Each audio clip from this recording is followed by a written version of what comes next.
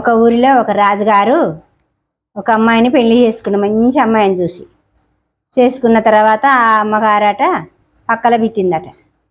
వామ్మో నాకు ఇట్లాంటి ఆమె వద్దు, ఇట్లా బిత్తేటోళ్ళు వద్దు నాకని ఆ అమ్మాయిని వదిలిపెట్టిండట.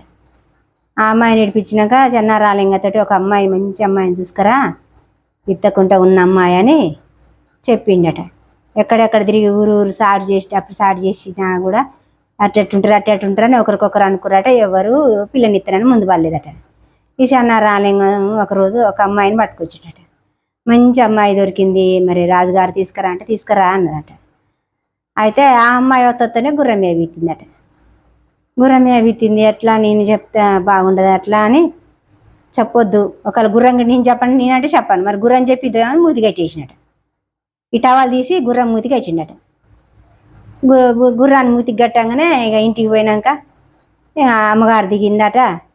చెన్నారాలింగం ఇక అమ్మగారు తీసుకొచ్చినానంటే, మరి అమ్మగారిని తీసుకొచ్చినా కానీ గుర్రం మూతి ఏందిరా అట్లా కట్టేసినామంటే, ఏం లేదు అయ్య, ఏం లేదు మరి అయ్యా, మరి రాజుగారు నేనంటే చెప్పాను, నాకు తెలిసింది కాబట్టికి నేను చెప్పాను, మరి గుర్రం చెప్పిద్దామా అని మూతి కట్టేసినంటే, ఏందిరా అంటే అమ్మగారు గుర్రం మీదనే బిత్తింది, చెప్పిద్దామని గుర్రం మూతి కట్టేసిన అంటే, గుర్రం ఎందుకు చెప్పిద్దిరా, నువ్వే చెప్పినావు ఇప్పుడు, దాని మూతి కట్టేయకుండా ఇప్పుడు అది కూడా తెలవపో కదా, నువ్వేగా చెప్పింది ఇప్పుడు అని అన్నట.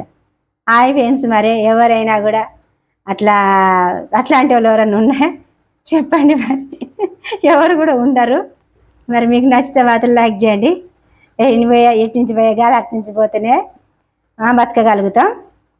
ఫ్రెండ్స్ మీకు నచ్చితే లైక్ చేయండి. మరి దేవుడమ్మ ఇట్లాంటి కథలు చేతరాలు వేసిందని అనుకోకరి, నవ్విచ్చే జోకులు వేస్తున్నా.